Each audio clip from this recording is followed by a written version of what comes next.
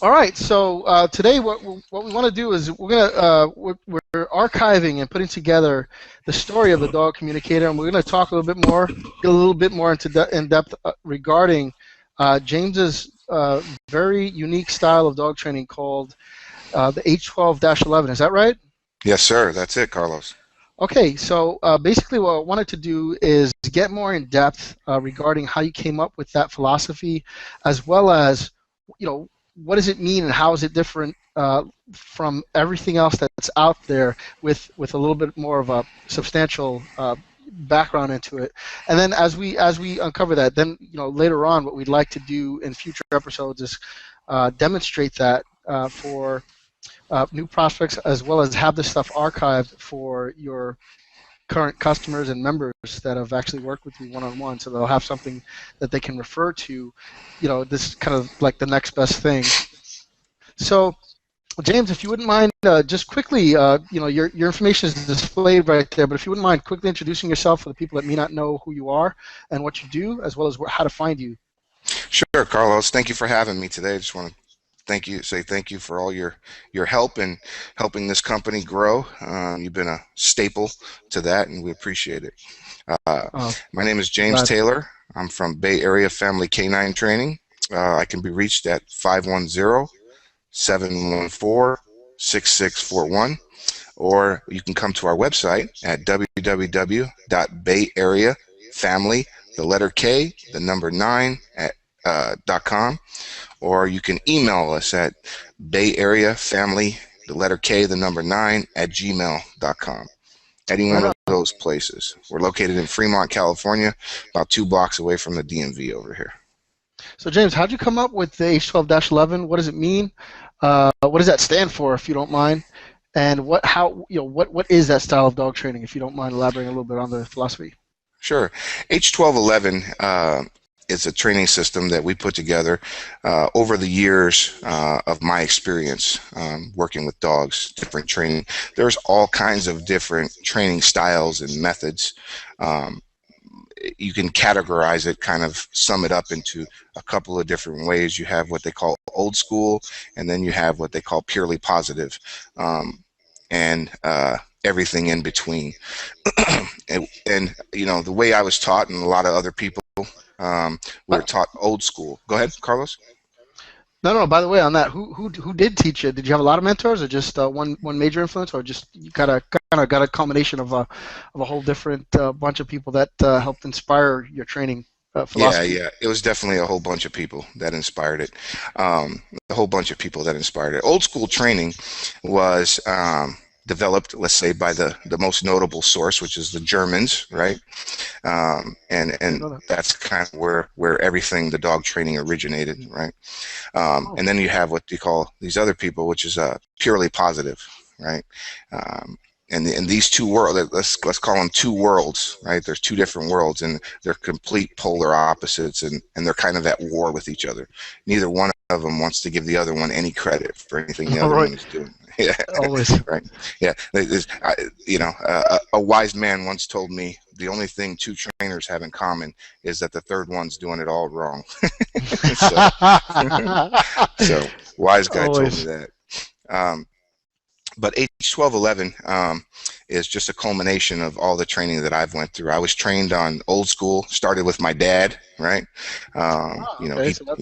He trained his own dogs. He wasn't a professional trainer or anything, he just read books and stuff. So he was like an old school trainer. And then the most recent, which was Michael Ellis, who I trained with him and graduated his school of dog training. So, excuse me. H12-11, all it says is that we teach dogs very specific exercises, right, in a very specific order, in a very specific way, right? That's what H12-11 stands for. So, we teach very specific exercises in a very specific order, and then we teach them a very specific way. How did you come up with that moniker H? Does the H have a connotation for anything, or? No, that's just our own. It doesn't. That's just our own the thing that we put on it. That's all. So that's our own. That's our Well, own personal. is 12 like a number of steps or something like that? Yeah, Or? yeah, yeah. Kind of like the number of steps, and one stands for the number of the way we do things. So it's our own little. Nobody would understand it. Nobody would understand it there. So that's our Okay, own it's little. kind of sort of cryptic. Okay, Yeah, it's a little makes cryptic, it. right? There's a little cryptic there. So, um, yeah, dogs. What we teach, and what you call me, right, is the dog communicator, right? And the reason why it's called that is because dogs speak a very specific language, right? Yeah, Just we like touched us, on that. Yeah. right? Yeah. And so that's what we teach is we teach the dog in their own language first, right? And then once they understand what we want them to do in their language, then we add our language on top of it, right? And it makes it very easy for the dogs to understand. So that's what H12-11 stands for, and that's where it comes from. Okay. Is there such a thing as a standard dog training method?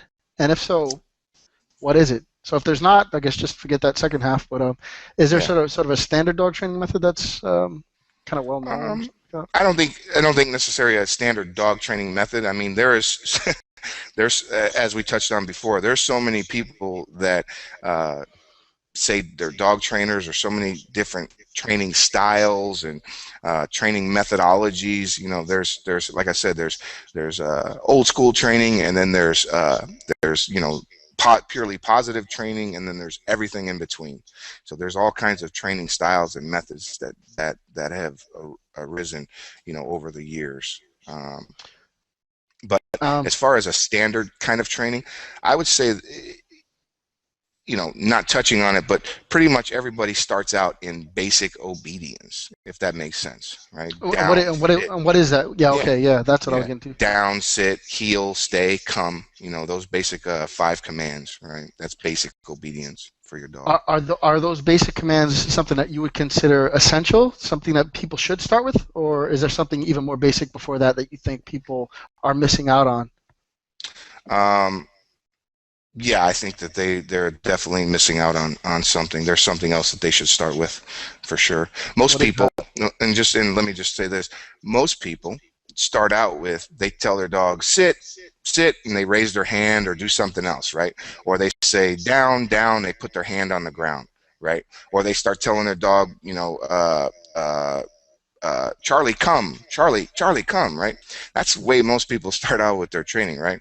The only problem with that is, Carlos, dogs don't speak English, right? Right. Or any verbal language, right? So there's no point in saying any word to the dog whatsoever. I mean, you could say pancakes, you could say, apple jacks, whatever. The dog doesn't understand you. So there's no point in saying words to the dog that he doesn't understand. All you're really doing is you're devaluing the word every time you say it, and the dog doesn't do it. Okay. All right. So essentially, I guess this leads into the next question. What makes your style of training so different is that we touched on this last go around, but again, just to reiterate, yours gets more into the language of the dog then, correct? So Yes. that makes it fundamentally a more effective sort of training. That's what makes your training so much more effective, yes? Yes, absolutely. That's what makes it more effective, is that we're training the dog in his language. So let's say you're in a room full of people that speak German, right? You don't speak German, right? So you're in a room full of German-speaking people, and they're trying to tell you, hey, dump the garbage cans, take them out to the trash, and put the can out to the street. But they're all saying it in German, right? Right. I mean, that's pretty frustrating, right? They're trying to tell you what to do. You don't have any idea what they're telling you, right? But if there's Right. one guy in there that speaks English, and he says, hey, they said, dump the garbage cans, take it out to the street, this and that, what would you do? You would do exactly what they asked you to do, right? And that's the Right. same way with the dogs. The reason why my dog does exactly what I ask him to do, right, every single time, is because he understands what I'm asking him. It's that simple. That's a sneeze. I'm sorry about that. Oh, no problem, no problem. Bless you. Thanks. It's not coming. So as far as the mentors that you said your dad was one of them, and you mentioned a man by the name of Michael Ellis. Yeah, Michael Ellis. Well, and my dad was the first one. He trained his own dogs. I was raised with Dobermans. We had I'm from Chicago originally, and grew up there. Grew up on the south side of Chicago for until I was in about third grade. We had countless Dobermans. We had Shepherds. We had all kinds of mixed breed dogs. My dad was a big dog fan. Another problem that we had over there, which was very sad, was we had a what we call a super rat problem. And yeah, really. And so what they used to do is to kill the rats is they would throw tainted meat in the alleyways, which was behind our house. Oh Well, the dear. rats would eat that meat, and then they would die, and they would come in, or I should say they'd walk around a little bit, and then they'd go into the dog kennel, and the dogs would eat the rat. And so Ah, we had countless dogs that died from from eating. getting rat poisoned. Yeah, for sure. Lots of dogs. Wow. So Well, I'm from New um, York, so I understand. I understand completely what you're talking about the super the rats. super rat, huh? Yeah, They're yeah. like Not small many people. dogs. I'm talking super rats. You know what I mean? Like, dude, have you ever seen one of those suckers? It's pretty scary. It looks Oh, like a cat. oh yeah. I've seen some of them waiting at the bus stop, wondering when the Yeah, next bus was coming along too, yeah, asking me for yeah, time and stuff. yeah, yeah. Yeah. So You was get there some of any? those gang rats. They're throwing up gang signs and stuff. Yeah. You're like, hey man, I don't gang bang. Leave me alone, dude. Yeah. Were there Yeah. any was there any fundamental difference in training? All right, I think we're back. Back, Google Hangouts back. thing is it's fun and exciting. Um, we when we were just lost connection there briefly, but while we were talking, the last thing that I had asked James, because we're actually talking about the H12-11 system of dog training. What I wanted to, I'm pretty sure a lot of people want to know is how, who were the people that inspired you to come up with this, because it does take a lot to come up with your own, formulate your own theory and philosophy on things. It usually stems from being exposed to, different ideas. So in order for you to come up with your own idea, unless divine inspiration, I guess, is another one.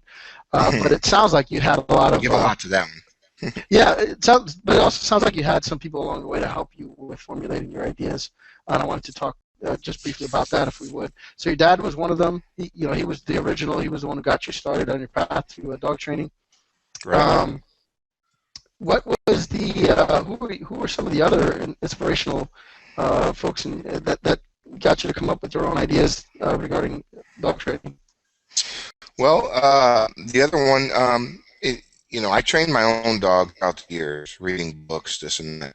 I didn't start off a dog trainer, as most people probably know. Uh, but in 2006, I was actually, I had a couple dogs, a German Shepherd and a Pit Bull, and I was looking to do some protection sports with them, Schutzen and stuff like that, which is actually like a bite sports. Um, I was working on Ed Frawley's website a lot, ordering some videos from him and uh, looking up some stuff, and I wanted to look into it more.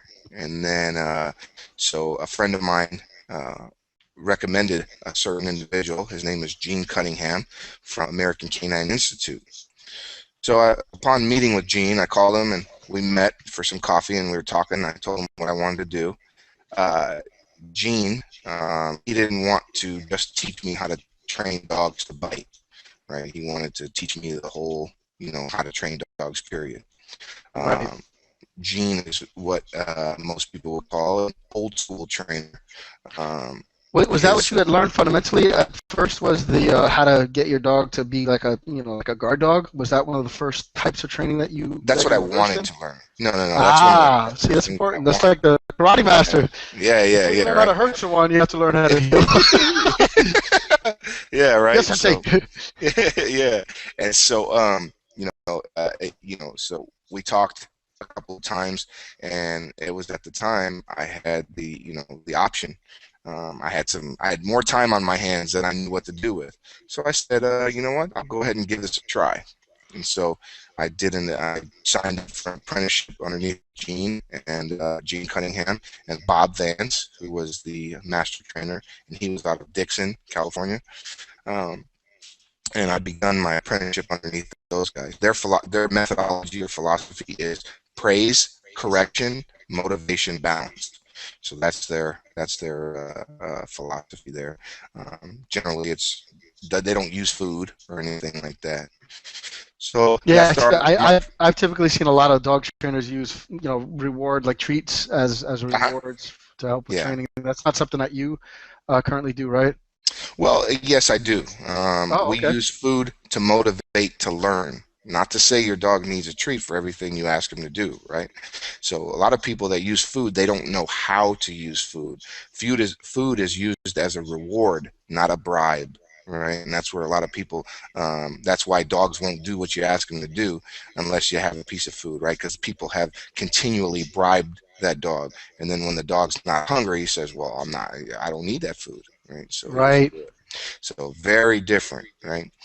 So worked with Gene extensively for about, I want to say about, if I can remember correctly, 2 or 3 years. Gene and Bob went through their program and everything, and Is that who you went through in order to become a certified. certified? Yes, Okay.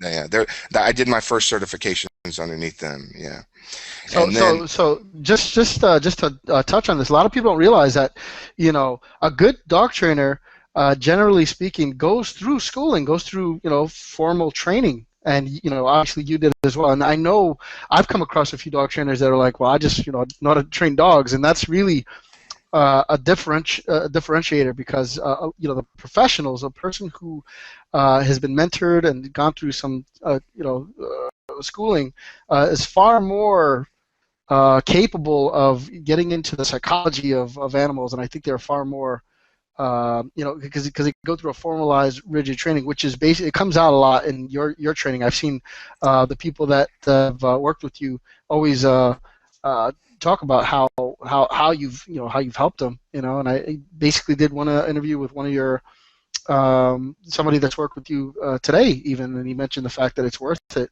and I think it shines through when you've gone through the schooling, when you've gone through the formal training, when you've gone through the lessons, the learning, as opposed to just saying, well, I know how to teach dogs how to sit and run, yeah. so yeah, I know that comes out, and I know that that's a big differentiator in how you have come to be where you are versus others. Yeah, yeah, that is so true, Carlos. Thank you for articulating that for me because that is very true. There's so many people out there that say they're dog trainers because they read a book or they do it part-time at night or something like that. And Because they unfortunately, taught their dog how to go out, how to they right, house train right. their dog.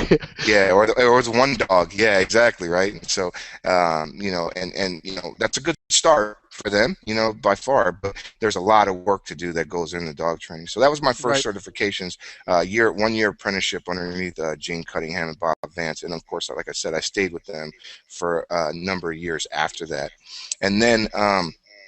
Uh, Searching around some more. I still wanted to do some more with protection sports. So I was searching around some more, and then I came upon Michael Ellis, who is a world-renowned dog trainer. Does a lot with Monteo ring, French ring, a lot of ring sports, as well as Schutzen protection sports too. He does a lot of What was that you mentioned? Schitzen? What's that? Schutzen. Yeah, Schutzen. It's a German protection sport that's graded on 3 levels, which is tracking, obedience, and protection. So, So you uh, learned that stuff too?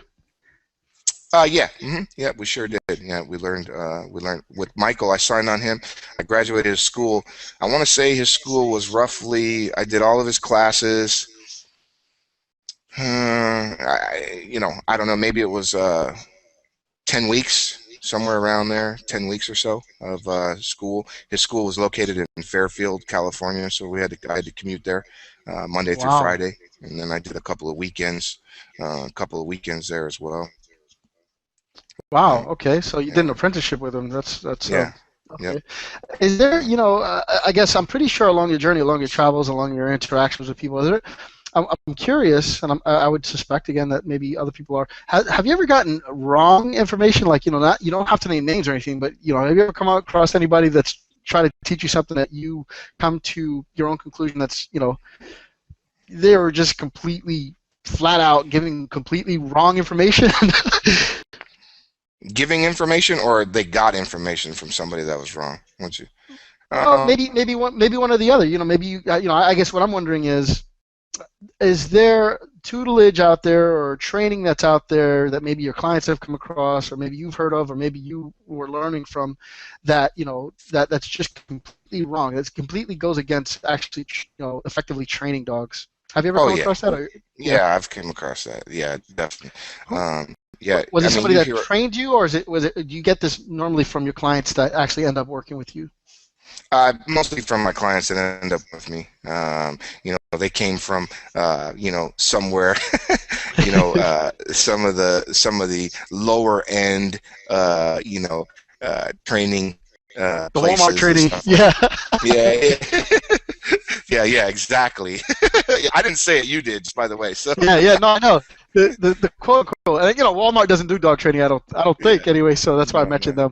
But yeah, yeah, yeah. the quote unquote the One big of those companies that marts. offer dog training, Marts, a Mart, yeah, Yeah, some Mark. I don't know. Yeah, yeah, right. gotcha. So, it's so unfortunate that people, because with dog training, you know, early early education, early training with the dog is a definite benefit. It's not. I wouldn't say, you know, a must. So I don't want to say if you get an older dog, it's you can't teach an old dog new tricks, right?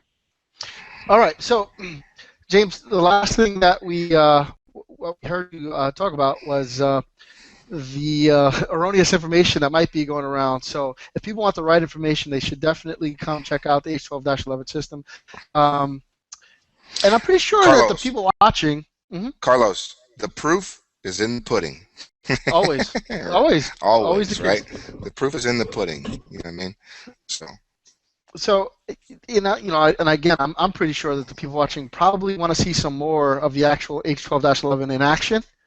And maybe so if you tune in next week, um, we can see some demonstrations, hopefully with potential with some graduates, some dogs that have actually gone through the training. Perhaps we can put together a real transformational case study, perhaps with a dog that's a freshman to graduate. Freshman to graduate, anyone? Yeah. What do you think, James? Does that sound like a absolutely. challenge that you might be up to? Oh, absolutely, absolutely. Yeah, I don't have any. Uh, at this time, I don't have any green dogs in here, any beginner dogs, but I can show you something in between, in the middle. We rescued a dog. He's a black lab. He's 8 months, 9 months now. We've had him for about 4 weeks or so. I've actually used him to train a couple of our newest employees. I'll get them on camera next week as well. Um, and you can see what kind of progress we made with him. Yeah, well, more than anything, what we want to see is the end product to get people definitely engaged. So hopefully, do you have any graduates that we could Oh, possibly absolutely. Yeah, we got plenty turn of out? those around here. We got a couple of Shih Tzus, we got a couple of Pit Bulls, we got a couple of Labs. Yeah, we got it all. We got a wide variety. Don't worry about that. What's the average length of time you take for a dog to come from being a freshman to graduating your training? Great question. Our board and train program, which is where you leave us the dog, we train him, and bring him back to you trained, is 3 to 5 weeks for a completely off-leash trained dog. Wow. Okay. Go from geek to chic. Right? Right. So Maury Right. Okay. Povich says, right? Zero to Right. hero. All right. So about 3 to 4. What was that? 3 to 4 weeks, you said? 5 weeks. 3 to 5 weeks. Gotcha. Okay. All right, so with that, I'm going to conclude it here. So if you want to see more of the H12-11 in action and you want to see more of James teaching this stuff real time, make sure you tune in to our channel. Make sure you subscribe. We should have a sign up pretty soon where you can actually get access to the archives. You won't be able to see this unless you've actually subscribed. So you make sure you want to do that and or sign up to the list to receive some of these trainings. And we're just rolling things out, so get ready for more hanging out with the dog communicator, James Taylor of the Bay Area Family Canine. Thank you so much, James, for doing these interviews, these talks, for hanging out. And we will see you all next week. Anything you want to say? Absolutely. Props to Jesus, and thank you, Carlos. Thank you for everything. God bless you guys. Take care. All right, bye.